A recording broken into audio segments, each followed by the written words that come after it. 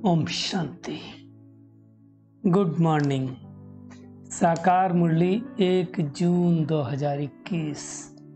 बाबा का मीठा मीठा लेटर मीठे मीठे बच्चों के मीठे मंथन के लिए। मंथन शुरू करने से पहले पवित्रता के सागर शिव बाबा की किरणों के नीचे बैठ जाते हैं और उनकी किरणों के नीचे बैठकर पवित्र स्वरूप में स्थित होकर मुरली को अपने अंदर समाहित करते हैं। महसूस करें मैं पवित्र स्वरूप आत्मा हूं। आज बाबा ने कहा, मीठे बच्चे, यह सारी विश्व ईश्वरीय फैमिली है। क्यों? ईश्वर की संतान हुए तो तब गाते ना, तुम मात पिता हम बालक तेरे, तो हम कौन हो गए? सारे विश्व गाता है, कोई गॉड कहता, कोई अल्लाह कहता, वो अलग अलग बात। लेकिन बाबा कहते तुम अभी प्रैक्टिकल में गॉडली फैमिली के बने। हम तो प्रैक्टिकल में बाबा के बन गए ना। ब्रह्मा बाबा हमारी माँ, शिव बाबा पिता, तो हम प्रैक्टिकल में हो गए। आज का प्रश्न है, बाप से 21 जन्मों का पूरा वर्षा लेने की सहज विधि क्या? वर्षा मतलब उनकी जो प्रॉपर्टी है उसकी बात बाबा कर रहे हैं। संगम पर शिव बाबा को अपना वारिस बना लो। तन मन धन से बलिहार जाओ, 21 जन्मों के लिए पूरा वर्षा प्राप्त हो जाएगा। जो भी अपना कखपन है सब दे दो बाबा को। बाबा कहे, जो बच्चे संगम पर अपना पूरा सब कुछ इंश्योर करते हैं उन्हें मैं रिटर्न में 21 जन्मों तक देता हूं। 1 जन्म तक नहीं देता बाबा, 21 जन्मों तक देता है। लेता क्या है? कखपन, और देता क्या है? लखपन। अपनी कमी कमजोरी भी देखने में, देने में कई लोगों को हृदय विदीर्ण होता है, तो देना है। आज का गीत है, नयनहीन को राह दिखाओ प्रभु। बाबा कहते हैं, बच्चों ने गीत सुना, ये भगत भगवान को पुकारते हैं। भगवान को नहीं जानते हैं तो कितना दुखी है, माथा मारते रहते हैं। नयनहीन मतलब ज्ञान रूपी तीसरा नेत्र नहीं।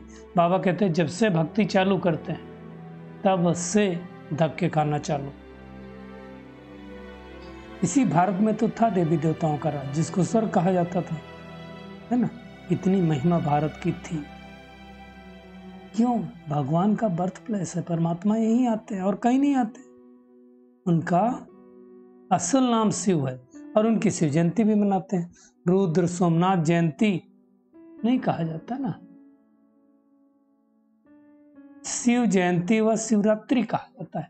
इसका मतलब क्या हुआ कि शिवरात्रि को आते हैं। कौन सी रात्रि? ये वाली रात्रि नहीं, कलयुग रूपी रात्र, जब दिन होते हुए भी घोर अंधियारे वाले सर्व कर्म होने लगे, पापाचार, भ्रष्टाचार, अनाचार, दुराचार चरम सीमा पर बढ़ जाए, तब परमात्मा इस सृष्टि पर आते हैं स्वर्ग स्थापित करने के लिए, जिसको हेवनली गॉडफादर कहा जाता है।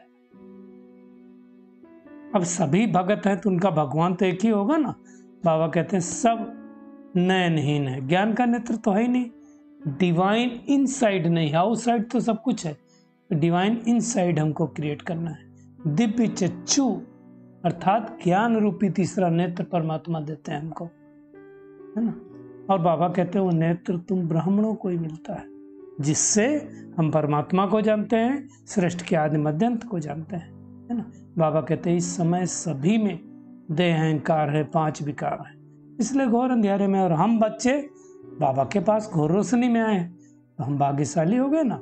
बाबा कहते तुम्हारी आत्मा वर्ड की हिस्ट्री ज्योग्राफी को जान गई। परमात्मा को कहा जाता है परम पूज्य।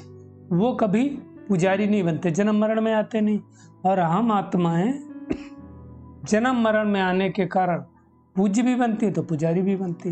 परमात्मा को ही सुप्रीम सोल कहा जाता है। गाते हैं दुनिया वाले आत्मा परमात्मा अलग रहे बहुकाल, पर उनको समझते थोड़े हैं।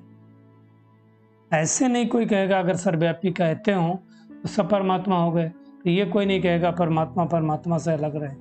नहीं, आत्मा तो जन्म मरण में आती है, परमात्मा थोड़ी आते हैं। तो बाबा कहते हैं ये सारी ईश्वरी फैमिली ईश्वर रचता है ना। ये बातों को परमात्मा के अलावा कोई थोड़ी समझा सकता है ना। गाते हैं तो माता पिता हम बालक तेरे, तुम्हारी कृपा से सुख घनेरे। कौन से सुख घनेरे मिलते हैं? अभी तो सुख है नहीं, सतयुग के सुख घनेरे, नई दुनिया के सुख घनेरे। और ये सुख की स्थापना परमात्मा संगम युग पर ही आकर के करते हैं, संगम युग पर ही राजयोग सिखलाते हैं। बाबा कहते हैं दुनिया में मनुष्यों की बुद्धि तो बिल्कुल ही भ्रष्ट बन गई, स्वर्ग को नरक समझ लेते। क्यों? स्वर्ग में भी कह दिया कंस है, जरासिंधी है, हिरण्यकश्यप है, तो फिर वो भी नरक हो गया ना। कुछ भी समझते नहीं। बाबा कहते हैं ये है बेहद की रात्रि। इस संगम पर रात्रि को दिन बनाने के लिए परमात्मा सृष्टि पर आए हुए है ना। दुनिया में तो शिवरात्रि का अर्थ भी नहीं पता किसी को। बाबा कहते हैं मैं आता हूँ बूढ़े तन का आधार लेकर के पुरानी दुनिया को नई बदल देता हूँ, है ना। बाबा कहते ये भी तो पूज्य था। कौन? ब्रह्मा बाबा। अब वो भी पुजारी बना। शुरू में तो पूज्य था ना, फिर पुजारी बना, फिर शिव बाबा ने आकर के उनको अपना रथ बनाया। सबका अपना अपना पार्ट है, ब्रह्मा विष्णु शंकर का भी अपना पार्ट। तो हम बच्चे इस समय शिव बाबा के वारिस बच्चे हैं। कितने नशे की बात है ना। आत्मा ही परम धाम में रहती और फिर आत्मा ही देवकुल में आती। शुरू में वो आएंगे जिन्होंने 84 जन्म लिए होंगे, और हमने तो लिए ही है। बाबा कहते हैं डिनाइस्टी चलती है। जैसे क्रिश्चियन में Edward the first second third चलती है, वैसे Lakshmi Narayan the first second 8 गद्दियां चलती है ना। फिर धीरे धीरे नीचे गिरते आते हैं। देवता बने, फिर क्षत्रिय बन गए त्रेता में, फिर द्वापर में वैश्य बन गए, फिर कलयुग में शूद्र बन गए, फिर बाबा आएगा फिर से ब्राह्मण बनाएगा। ये चक्र ऐसे चलता रहता। बाबा कहते हैं इसमें तुम प्रैक्टिकल में ईश्वरीय औलाद हो, इस नशे में स्थित हो जाएं कि हम ईश्वरीय औलाद हैं। बाबा कहते हैं हर एक अपने पुरुषार्थ से पता कर सकता है कि वो कौन सा पद पाएगा। बाबा को पूछे तो बाबा तो झट बता देगा कि किसको क्या पद मिले अगर ये समय ये शरीर छूट जाए। बाबा कहते हैं याद करो, जितना याद करेंगे उतना आयु भी ज्यादा होगी, है ना। विक्रम विनाश करने का और कोई उपाय है? बाबा कहते हैं कोई और उपाय नहीं है पतित से पावन बनने का। भगवान कौन है दुनिया में जानती नहीं, तो फिर याद किसको करें। अब हम बच्चे भाग्यशाली हैं कि हम जान गए, हैं ना। बाबा का बर्थ प्लेस भी यही है, इसलिए देखो सोमनाथ मंदिर कितना श्रेष्ठ बनाते हैं, कितना की चार धन वहाँ था, है ना। दुनिया में किसी को नहीं मालूम कि भारत जो हीरे तुल्य था कौड़ी तुल्य कैसे बना। रावण ने बनाया ना कौड़ी तुल्य। ये सब बातें बाबा ही आकर के समझाते हैं। दुनिया वाले तो सर्वव्यापी कह दिए तो सब गड़बड़ हो गया।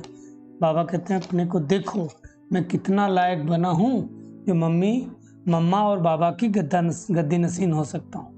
बाबा कहते हैं सतयुग में हेल्थ वेल्थ हैप्पीनेस सब कुछ था, भी no health no wealth no happiness, कुछ नहीं।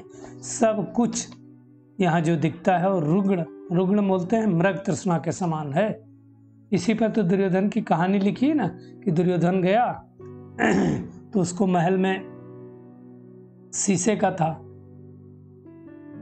तो क्या हुआ जो शीशे का था उसको पानी लगा तो पैर नहीं रख पा रहा था, तो द्रौपदी हंसी। फिर जो पानी का था उसको शीशा समझ के पैर रख दिया तो भीग गया। तो दिखाते हैं द्रौपदी ने तंज कसा कि अंधे की औलाद अंधे। वास्तव में बाबा ने समझाया है दुर्योधन किसको कहा जाता है और द्रौपदी किसको कहा जाता है। दुर्योधन विकारी को कहा जाता है जिसके अंदर विकार हो, और द्रौपदियां सारी आत्माएं इस समय द्रौपदी है। ये समझने की बात है ना। बाबा कहते हैं गृहस्थ व्यवहार में रह करके कमल फूल समान रहना है ना? बाबा आया है, बाबा कहता मैं कालों का काल हूं, सबको ले जाऊंगा, एक को भी छोड़ूंगा थोड़ी नीचे। जो अच्छी रीत पढ़ेंगे वो स्वर्ग के मालिक बनेंगे। नहीं पढ़ेंगे तो प्रजापत पाएंगे। सिंपल, एक लाइन में। बाबा कहते तुम आए हो राजपथ पाने। इसमें अंधश्रद्धा की बात नहीं है, मेहनत करनी है। जितना मैं आत्मा मेहनत करूंगी उस मुताबिक पद मिलेगा। अब चेकिंग करनी, मैं आत्मा कितनी मेहनत करती हूँ। बाबा परमधाम से इतनी दूर से पढ़ाने के लिए आता है तो हमें कितनी मेहनत करनी चाहिए। हालांकि बाबा कहता मुझे 1 सेकंड ही लगता है आने में, उससे तीखा कुछ नहीं हो सकता है। और आकर के मुक्ति, जीवन मुक्ति, हम बच्चों को तो जीवन मुक्ति देता है ना, सेकंड में। जैसे राजा जनक को विदेही बने तो मिली कहावत है ना। तो बाबा ही, गॉडफादर ही नॉलेजफुल है, ब्लिसफुल है, वही हमको पढ़ा रहे हैं। और हम इस पढ़ाई से देवी देवता बनेंगे, है ना। बाबा कहते हैं मुझे क्या देते हो तुम? कखपन तुम्हारा ले करके सब कुछ दे देता हूं। बाबा कहते देह सहित जो कुछ है वो सब मेरे को दे दो, मैं तुम्हारी आत्मा और शरीर दोनों को कंचन बना दूंगा, अर्थात पवित्र बना दूंगा। इतना सस्ता सौदा है, ये सौदा आंख मूंद करके कर लेना चाहिए। बाबा कहते कुछ भी करो, कहीं भी जाओ, विलायत जाओ, नौकरी करो, धंधा करो, सिर्फ मेरी मत पर चलो। मत पर चलेंगे तो श्रेष्ठ बनेंगे, है ना। फिर मम्मा ने कुछ महावाक्य उच्चारे, सच्चे पातशाह परमात्मा से सच्चा होकर रहो। पर गॉड के लिए क्या कहते हैं? गॉड इज ट्रुथ, सत्य है, उसके साथ सच्चा रहना है ना। बाबा कहते हैं निरंतर मेरी याद में रहो। योग का अर्थ है ईश्वरीय याद में रहना, कोई ध्यान वान की बात नहीं है। चलते फिरते काम करते करते याद करो, कोई कोताही नहीं करो। कोताही करेंगे तो सजा के भागीदार बनेंगे, है ना। तो जैसे बाबा बिठाए, जैसे खिलाए, उसी अनुसार चलना है। तो आज सारा दिन क्या करना है? एक तो ये नशे में रहना है कि हम गॉडली फैमिली के हैं, है ना। 21 जन्मों की भगवान बादशाही देने के लिए आया है, तो अपना सब कुछ ट्रांसफर कर देना है। कखपन दे के लखपन ले लेना है। आत्मा और शरीर दोनों को पावन बनाने की लिए देह सहित देह के जो सब संबंध है उनको भूल जाना है। माता पिता के गद्दी नसीन बनने के लिए खुद को लायक बनाना है। लायक बनने के लिए मुख्य कौन सी धारणा चाहिए? पवित्रता। तो पवित्र जरूर बनना है। आज बाबा का वरदान है, निमित्त बनी हुई आत्माओं द्वारा कर्मयोगी बनने का वरदान प्राप्त करने वाले मास्टर वरदाता हो। बाबा कहते हैं जब कोई भी चीज साकार में देखी जाती है उसे जल्दी ग्रहण किया जा सकता है जो दिखाई देती है। इसलिए निमित्त बनी हुई जो श्रेष्ठ आत्माएं हैं उन्हों की सर्विस, त्याग, स्नेह, सर्व के सहयोगीपन का प्रैक्टिकल कर्म देखकर जो प्रेरणा मिलती है वही वरदान बन जाता है। जब निमित्त बनी हुई आत्माओं को कर्म करते हुए इन गुणों की धारणा में देखते हो तो सहज कर्मयोगी बनने का जैसा वरदान मिल जाता है। जो ऐसे वरदान प्राप्त करते रहते हो स्वयं भी मास्टर वरदाता बन जाते हैं। क्या करना है आपको? जो निमित्त श्रेष्ठ आत्मा है उनको देखो, जैसे वो करती है वैसे तुम करो, तो धीरे धीरे क्या होगा? वैसे तुम भी मास्टर वरदाता बन जाओगे। स्लोगन है नाम के आधार पर सेवा करना, अर्थात ऊंच पद में नाम पीछे कर लेना। मेरा नाम हो जाए, मुझे भी लोग जाने, मैं भी बहुत अच्छा करता हूँ, मेरा भी फोटो निकले, मेरा भी टीवी में आए। ये सब बाबा क्या कहते हैं? नाम के आधार पर सेवा है तो फिर पद कम हो जाएगा, वैसी सेवा नहीं करनी है। चलिए परमात्मा किरणों के नीचे बैठ जाएं और महसूस करें मैं पद्मा पदम भाग्यशाली आत्मा हूँ। परमात्मा को अपना कखपन देकर उनसे 21 जन्मों की बादशाही लेने वाली फोटो में कोई आत्मा हूँ। इस पुरुषोत्तम संगम युग पर अपना तन मन धन सब कुछ बलिहार जाना है। पावन बनने के लिए एक पिता को ही याद करना है। स्वयं को बाप दादा के अर्थात माता पिता के गद्दी नसीन बनने के लिए स्वयं को लायक बनाना है। और अब ऐसा समझना है कि मैं निमित्त बनी हुई आत्मा हूं, तो अपना त्याग, स्नेह प्रैक्टिकल स्वरूप में दिखाई दे, ऐसा अभ्यास करना है ताकि हमें देख करके दूसरे भी वैसे कर्म करें। अब कोई भी सेवा नाम मान शान के हिसाब से नहीं करनी है, गुप्त सेवा करके, गुप्त पुरुषार्थ करके ऊंच पद प्राप्त कर लेना है। सच्चे परमात्मा के साथ सच्चा होकर रहना है।